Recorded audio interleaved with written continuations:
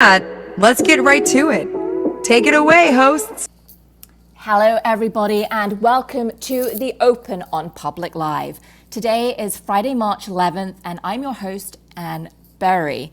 So it's been a busy week as we get right into it this last trading day of the week. Stocks set to open higher as optimism for ceasefire talks between Russia and Ukraine rises.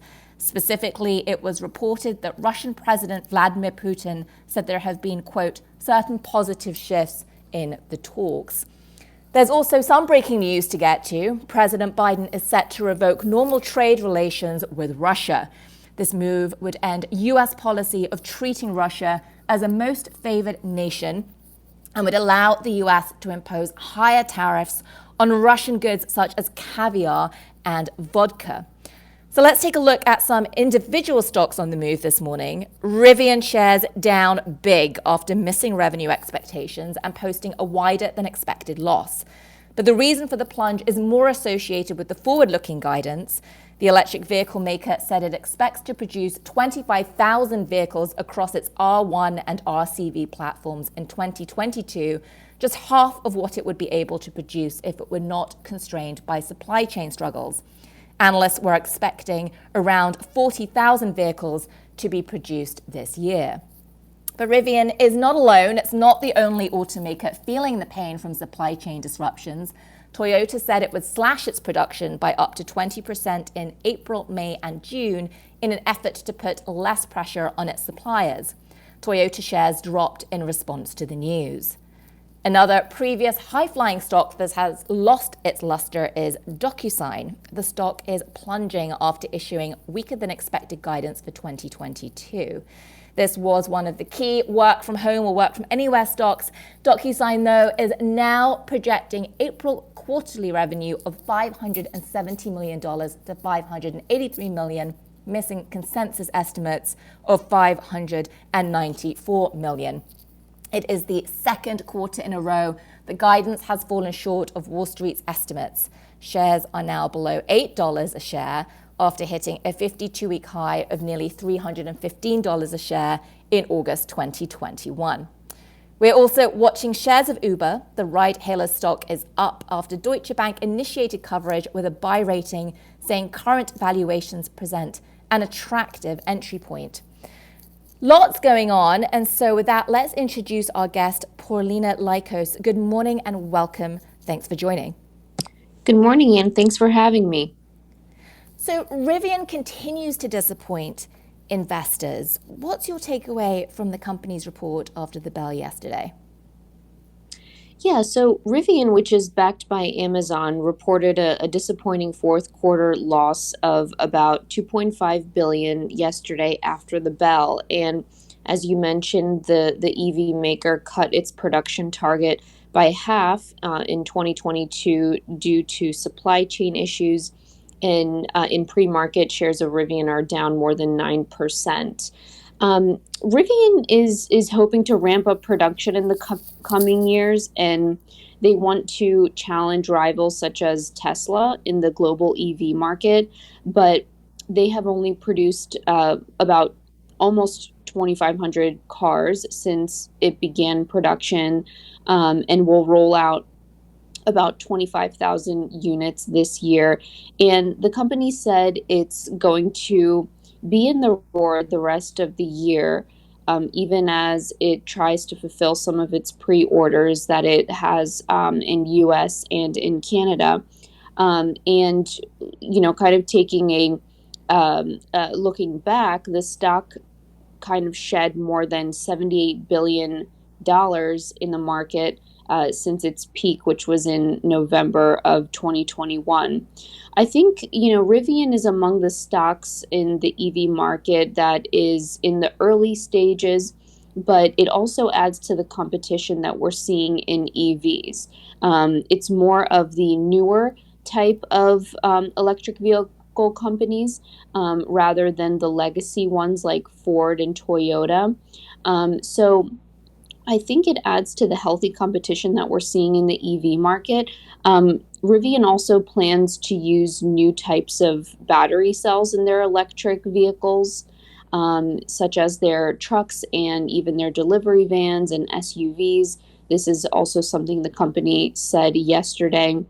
And this is going to be helpful in their cost and production, especially since its suppliers are facing so much constraint. We also saw the news that Rivian and Amazon are trying to do more together. Paulina, I know as the investing reporter with US News and World, you spent a lot of time covering this. What do you think is coming from the e-commerce behemoth and Rivian? It's tough to say at this point. Amazon hasn't been too vocal about what its plans are with Rivian, but we know Amazon, it has its hands in so many different industries and sectors.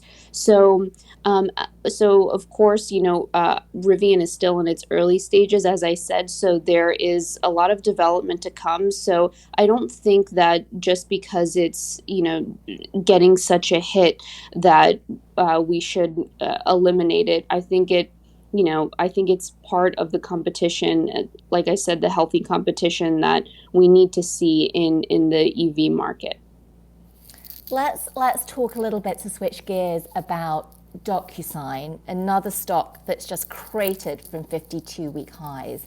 It was once a pandemic darling, but the e-signature company has fallen out of favor with investors. The guidance was pretty startling. Nonetheless, Docusign did beat revenue and earnings for the last quarter. So why has the reaction been so harsh? Yeah, so shares of Docusign in the pre-market are down about 16%. So it is definitely a harsh reaction. So Docusign is the online signature company.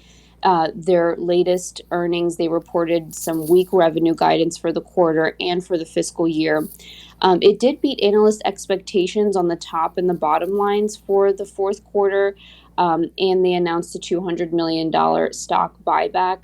Of course, you may remember Docusign as one of the pandemic stocks that performed well, but now it's kind of struggling to pique investor interest, at least for the short term.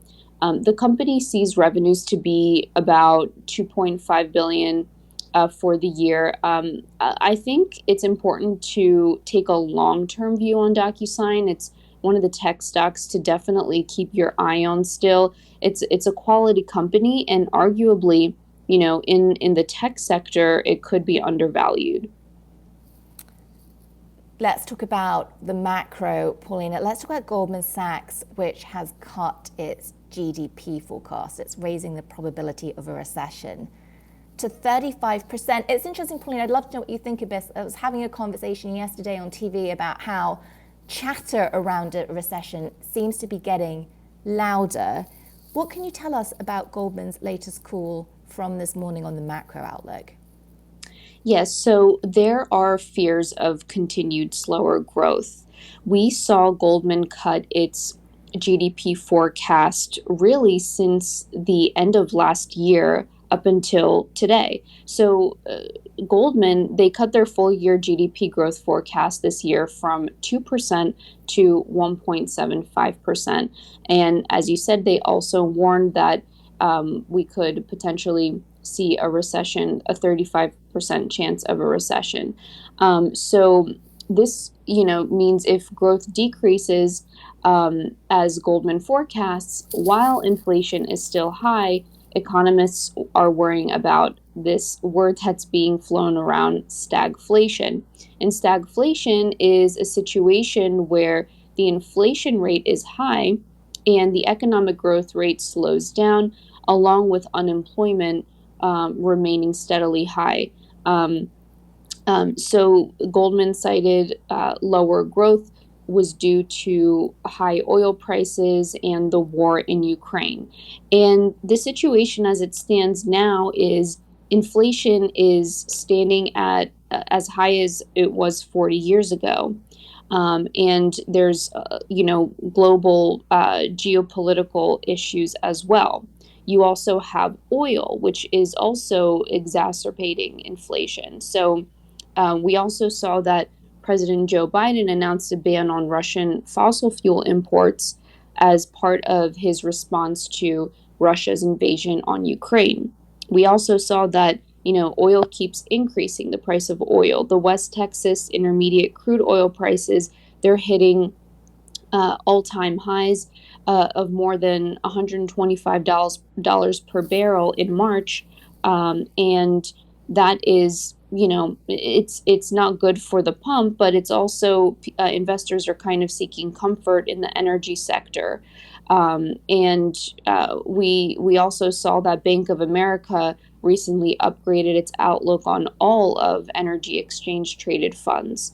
Um, and so these are some of the reasons why Goldman has adjusted its GDP forecast. Paulina, you see a lot out there in your reporting in the equities world. What else are you watching? What are you seeing in terms of breaking trends that you think the audience here at Public would find interesting right now? I would say that it's important to understand what's going on in the macroeconomy. So I was really happy that we got to talk about the Goldman Sachs forecast, because that informs what is happening in different sectors of the economy. Another thing to pay attention to is news coming out of our central bank, the Federal Reserve. So considering that inflation is very high and it has been high since the pandemic, the Federal Reserve is looking to adjust its monetary policy and increase interest rates to deal with the high levels of inflation that we've been seeing. Um, Unfortunately, everybody is understanding what inflation means, whether you are, filling gas in your car, or going to the grocery store, or buying things online. Everybody is noticing that we're paying more for our goods and for our services. So, in response, the Federal Reserve has signaled to us and investors that they are going to start increasing interest rates incrementally.